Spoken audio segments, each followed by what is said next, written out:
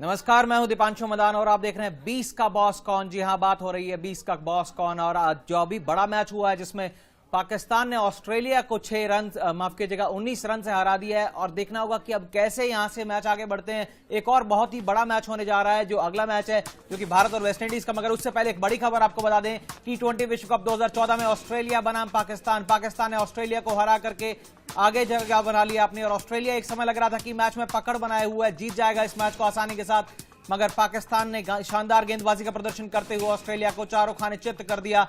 पाकिस्तान की तरफ से अकमल ने 94 रनों की शानदार पारी खेली। वहीं अगर ऑस्ट्रेलिया की बात करें तो एरन फिंच ने 74 रनों की ताबड़तोड़ पारी खेली थी 33 रनों पर, मगर वो कहीं ना कहीं कामयाब नहीं हो पाए अपनी टीम को जीत दिलाने में। सीधा हम आपको खबर बता दें, पहले ऑस्ट्रेलिया बनाम पाकिस्तान T20 मुकाबला जो आज पहला मुकाबला था आज का, उसमें पाकिस्तान ने ऑस्ट्रेलिया को हरा दिया है। शानदार गेंदबाजी का प्रदर्शन किया है। जुल्फिकर बाबर ने 4 ओवर में 26 रन देकर के 2 विकेट उन्होंने लिए। उमर गिल ने शानदार प्रदर्शन किया, 4 ओवर में 29 रन देकर के 2 विकेट्स लिए।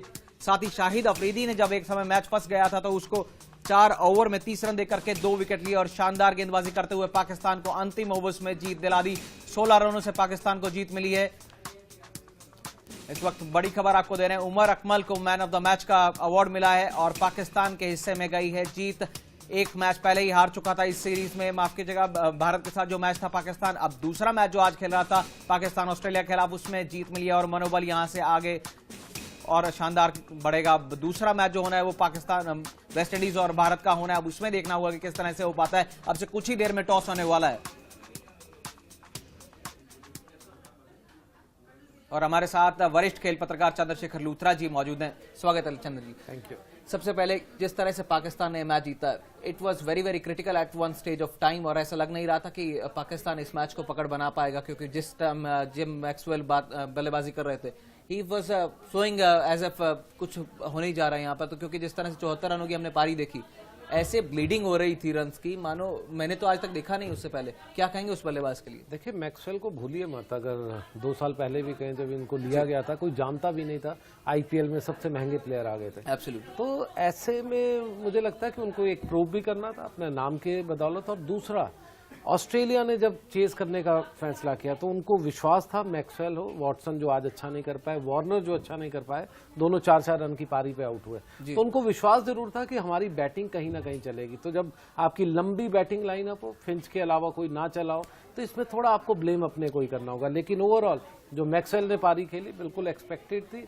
और मैं कहूँ कि ये थोड़ा सा जो एक कैलकुलेटिव रिस्क जो पाकिस्तान ने लिया था, अगर आपको लास्ट का मैच याद हो या उससे पहले भी जो वनडेज हो रहे थे एशिया कप के, उमर गुल बहुत ज्यादा फुल टॉसेस मार रहे थे लास्ट की बॉल में, क्योंकि वो एक मेरा ये मानना है कि अगर लास्ट ओवर में, डेथ ओवर्स में मलिंगा के बाद कोई बहुत बड़ा बॉलर है जो कि अच्छी बॉल कर सकता है, यॉर्कर लेंथ कर सकता है, वो है उमर अकमल। मगर शिखर जी, आप अंडर एस्टिमेट नहीं कर सकते मोहम्मद हफीज को, आप अजमल को अंडर एस्टिमेट नहीं कर सकते। उनको भी बाउंड्रीज लगातार मारी। जब आज 5 पे 2 आउट हो गए थे तब Australia were looking dilemma whether to go for attack और डिफेंसिव, बिकॉज आपको रन्स भी काफी चेज करने थे। अगर वहां पे वो डिफेंसिव रणनीति अपना लेते तो वैसे ही मैच आउट हो जाते।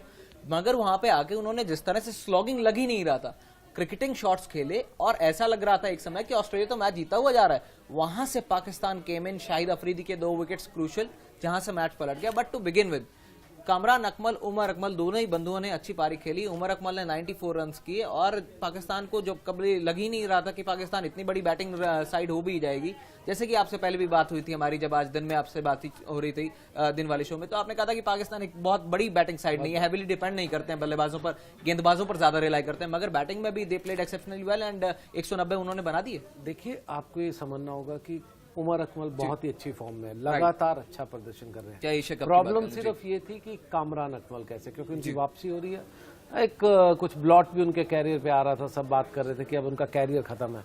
लेकिन कहीं ना कहीं कामरान अकमल को मुझे लगता है कि बहुत जरूरी था ये कि आप अच्छे से खेलिए, आकर अपना नाम बनाइए और वापसी टीम में एक मजबूत दावेदार बनिएगा। आज उन्होंने वो करके दिखाया है। उमर अकमल मुझे लगता है इस टाइम पे बहुत अच्छे यंगस्टर भी है, बहुत बढ़िया खेल रहे हैं और उन पर आप विश्वास कर सकते हैं। रही बात बैटिंग की, ओवरऑल पाकिस्तान की बैटिंग देखिए एक मिक्सचर है। वहां पर उनके पास आफरीदी जैसे व्यक्ति हैं, आफरीदी हो चाहे शुरू में चाहे शहजाद हो, ये सभी प्लेयर ऐसे हैं जो कंसिस्टेंट नहीं रहते हैं, जो अच्छा खेल रहे हैं आफरीदी पे कभी विश्वास नहीं कर सकते। आज 20 रन की अच्छी पारी है, लेकिन कहीं ना कहीं जब लंबा खेलना होता है तो आप कहीं ना कहीं थोड़ा सा गिर जाते हैं कई बार। तो ऐसे में अगर उनको लास्ट में बॉलिंग करने का जो मौका मिला, जो ब्लेसिंग इन डिस्गाइज मुझे लगता है कि टॉस आ रहे और आपको पहले बैटिंग करने की बात मिली, मुझे लगता है इससे बड़ी ब्लेसिंग कोई नहीं हो सकती, क्योंकि अगर वो टॉस जीतते तो वो भी बैटिंग करते हैं।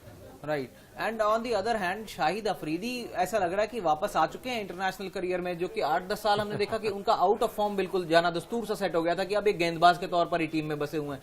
मगर आज इस तरह की फिर से एक बार 10 बॉलों पर 20 रन की पारी खेली और ताबड़तोड़ छक्के देखने को मिले। एंडिंग जो थी पाकिस्तान को जो चाहिए था, जैसे कि आपने कहा ब्लेसिंग इन डिस्गाइज, वैसे ही कुछ देखने को मिला और 190 स्कोर कर गया पाकिस्तान, और जो गेंदबाजों पर रिलाई रहता है हर वक्त।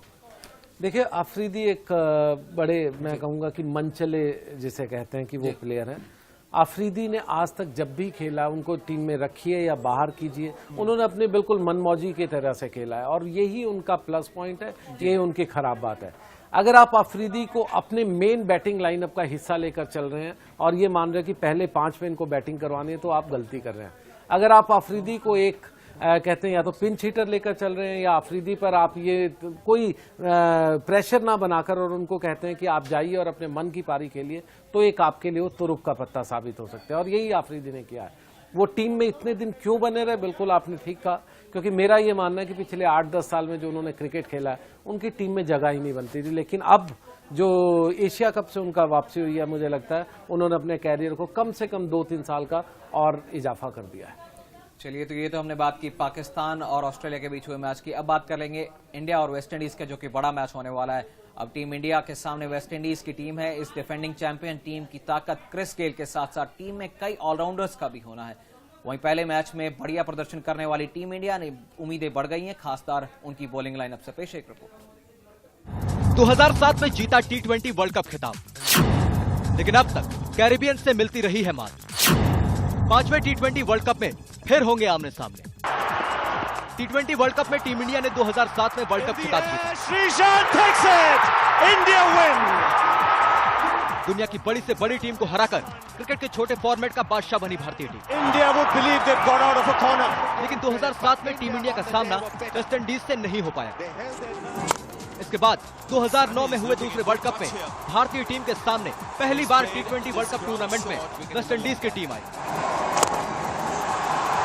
Skimmer, that's what it was. 2009 में कैरिबियंस ने पहली बार हराया। ग्रुप ई में दोनों टीमें लीग राउंड में एक दूसरे के खिलाफ खेली। टूर्नामेंट के लीग राउंड में भारत ने टॉस जीता और कैरिबियंस के सामने 153 रन की चुनौती रखी।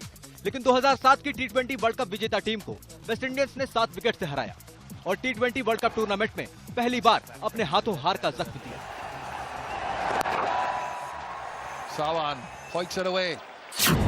2010 में कैरिबियन से दूसरी बार हार मिली।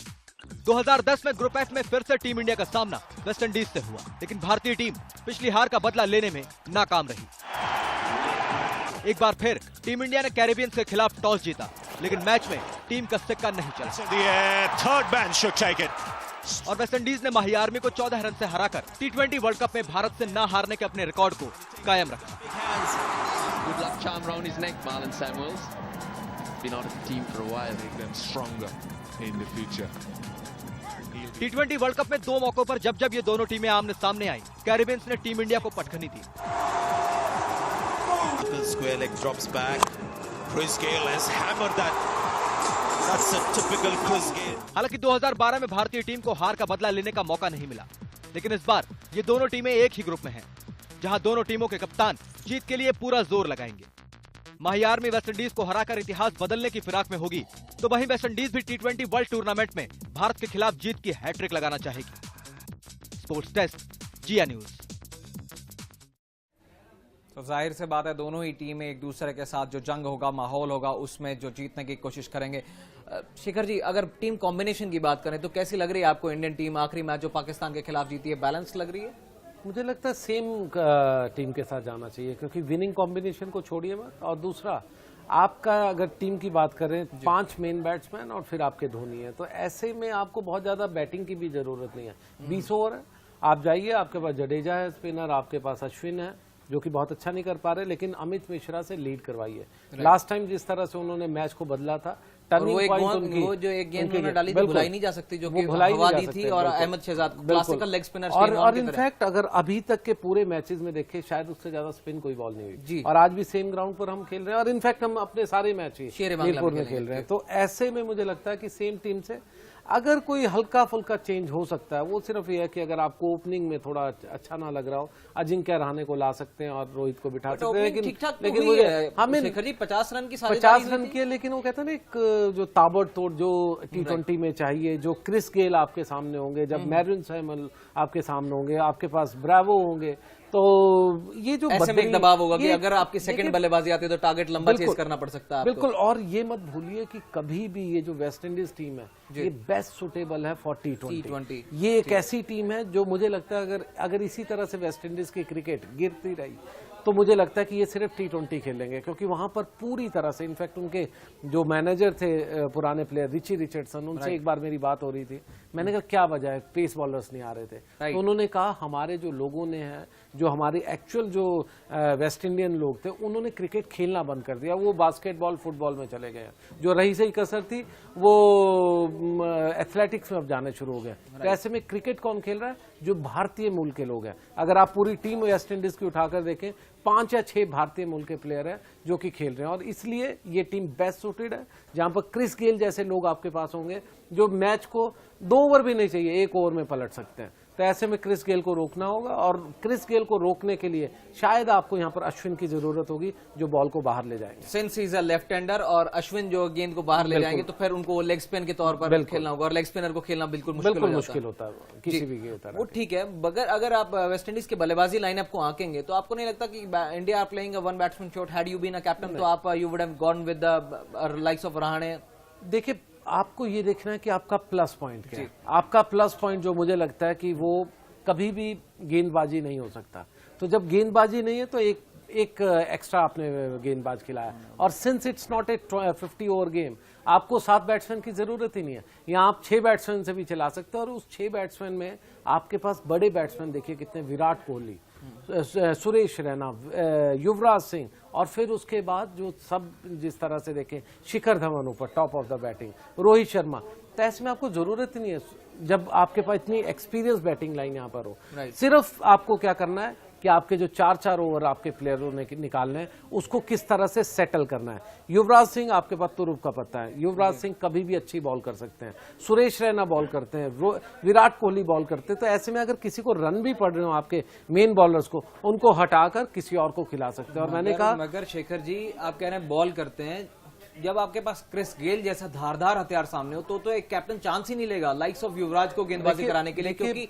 अगर उसका बैट चला तो फिर 1 ओवर में 5 छक्के मार देगा। देखिए, जब तक वो रहेंगे, अगर उनके अगेंस्ट किसी भी अटैक को लगाएं, मुझे नहीं लगता कि मलिंगा वो ठीक है एक्सेप्शनल है या उमर गुल जैसे, लेकिन अगर क्रिस गेल कभी भी खेल रहे हैं, उनके आगे किसी को भी लगाए वो किसी को भी मार सकते हैं।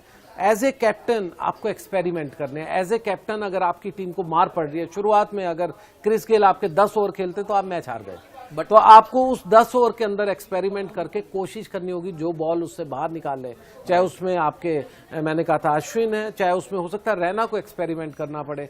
तो ऐसे में उनको उनकी विकेट लेना शायद की रहेगी, और उसके जो सैमुअल्स है या मुझे लगता है कि ब्रावो है, इनको आप कंटेन कर सकते हैं। ये ऐसा नहीं कि आपको आपकी गेम छीन कर ले जाएंगे, सिर्फ क्रिस गेल है जो आपसे छीन भी सकते हैं और आपको धराशायी करके चारों खाने चित कर सकते हैं। अगर 6 सेटिंग कैपेबिलिटी की बात करें तो जॉन्स्टन चार्ल्स चाहे ओपनिंग बल्लेबाज हो, साथ में क्रिस गेल हो, डेवेन ब्रावो हो, आपके पास रामदीन तक बल्लेबाजी है, आंड्रे रसल लंबे लंबे हिट्स लगाते हैं, ड्वेन स्मिथ हैं जो कि मुंबई इंडियंस से खेला करते थे, और मुझे याद आता है जब 3 गेंद पर 17 रन चाहिए थे तो उन्होंने वो कुछ करिश्मा कर दिखाया था जो कि कभी इतिहास में हुआ नहीं था। तो ऐसे में 6 हिटिंग कैपेबिलिटी तो भारत से कहीं ज्यादा है। अगर आप टीम इंडिया का कंपैरिजन भी करने लग जाएगी तो विराट कोहली का कंपैरिजन किससे करेंगे? मेरे को लगता है शायद मार्लोन सैमुअल्स के आसपास से कर पाएंगे। शिखर धवन कहीं ना कहीं छोटे नजर आते हैं क्रिस गेल के सामने। देखिए, क्रिस गेल के सामने सभी छोटे हैं, किसी भी हिटर को ले लीजिए। इट्स लाइक जो कंपैरिजन हम पहले किया करते थे कि रिचर्ड्स जब हुआ करते थे, किंग रिचर्ड्स, उनके सामने सब फीके थे। वो जब बैटिंग करने निकलते थे तो उसी लिहाज से मुझे लगता है क्रिस गेल की भी बात है।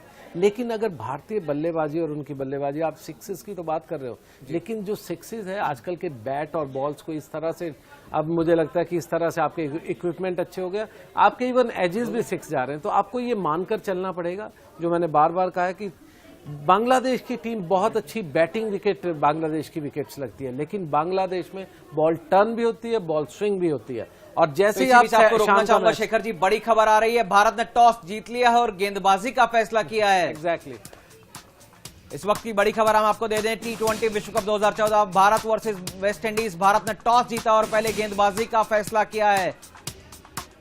तो ये तय था चंद्रशेखर जी कि जो भी टीम टॉस जीतेगी वो गेंदबाजी के लिए जाएगी, क्योंकि एज द डे प्रोग्रेसेस यहाँ पर जो ड्यू फैक्टर है वो ज्यादा अहम होता जाता है और ऐसे में टारगेट जो चेज करना वो आसान हो जाता है बल्लेबाज साइड जो बाद में कर रही है। तो पहली एडवांटेज भारत के लिए ये हो चुकी है कि पहले आपने टॉस जीता और गेंदबाजी का फैसला किया। बड़ी खबर हम आपको दे रहे हैं, भारत बनाम वेस्ट इंडीज 7 बजे मैच जो शुरू होने वाला है मीरपुर के शेरा बांग्ला स्टेडियम में। टॉस जीतकर पहले गेंदबाजी का फैसला किया है टीम इंडिया ने। कितनी अजीब बात है, देखिए कहीं ना कहीं मुझे लगता है जैसे ही धोनी आते हैं आप सारे टॉस जीतने लग जाते हैं। ये लक है और ये लक टीम के लिए भी काम करना चाहिए और करता भी है उनके होते हुए। और ये जो सेटअप है इसमें मुझे लगता है कि अगर वेस्ट इंडीज जीतती तो हो सकता है वो डायलेमा में रहते, क्योंकि उनकी भी बैटिंग काफी स्ट्रांग है, हो सकता है वो भी चेज करना चाहते हैं।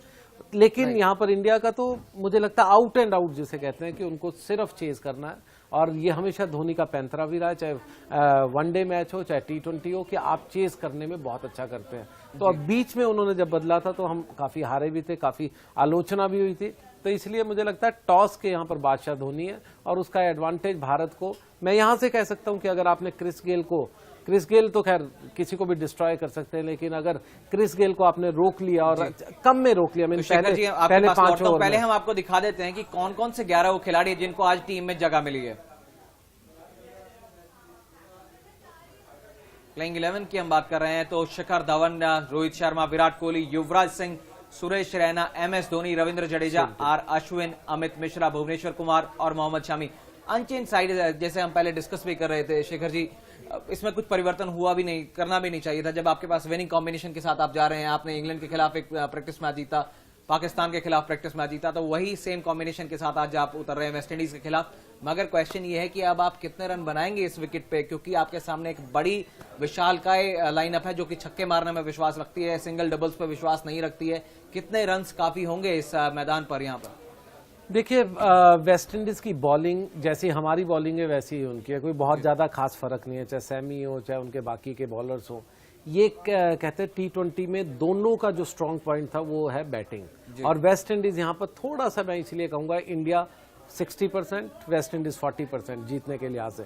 क्यों? क्योंकि इंडिया आप चेज कर रहा है, और जब आप चेज कर रहे हैं तो मुझे लगता है कि वेस्ट इंडीज को थोड़ा डिसएडवांटेज रहेगा, क्योंकि उनकी बॉलिंग आपकी तरह ही अच्छी नहीं है। और दूसरा, उनकी जो फील्डिंग भी है वो भी काफी क्वेश्चनेबल है। हमने लास्ट टाइम भी देखा था जब खेल रहे थे हम, काफी कैचेज उन्होंने छोड़े, काफी जिसे कहते हैं ना कि इवन जो डॉली कैचेज भी जिनको कहते हैं उसमें भी। तो इस लिहाज से मुझे लगता है इंडिया का टॉस की वजह से 10% का एडवांटेज यहाँ पर एक्स्ट्रा हो गया। चलिए, अब आप टॉस जीत गए हैं, कैसे आक्रमण करेंगे क्रिस गेल पर और लाइक्स ऑफ जॉन्स्टन चार्ल्स जो कि 6 हिटिंग में विश्वास रखते हैं शुरुआत में, या फिर 1 डाउन पे मार्लन सैमुअल्स आते हैं जो कि अपने छक्कों के लिए मशहूर है, अटैक करते हैं अर्ली ऑन तेज गेंदबाजों पर भी। If you are a captain, how would you attack Chris Gayle? देखिए बहुत सिंपल है, अगर मैं कप्तान हूं तो मेरी पूरी जो एनर्जी कहते हैं कि पूरी एनर्जी इस तरफ रहेगी कि आप एक एंड पर क्रिस गेल को रखें, उनको सिंगल्स दें, उनको बड़ी हिटिंग मत करने दें, और दूसरे प्लेयर को, चाहे वो चार्ल्स हो या उसके आउट होने के बाद दूसरे आए, उनको ज्यादा खिलाएं।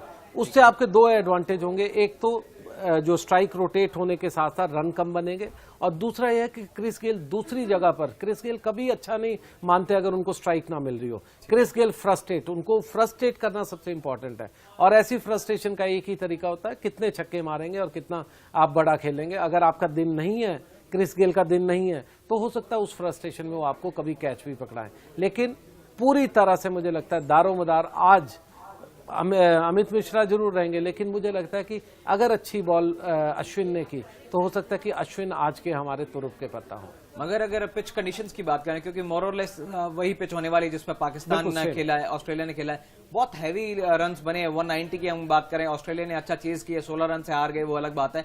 सो अब भारत को क्या पर्सपेक्टिव रहना चाहिए, कितने रन पे रिस्ट्रिक्ट कर सकती है टीम इंडिया?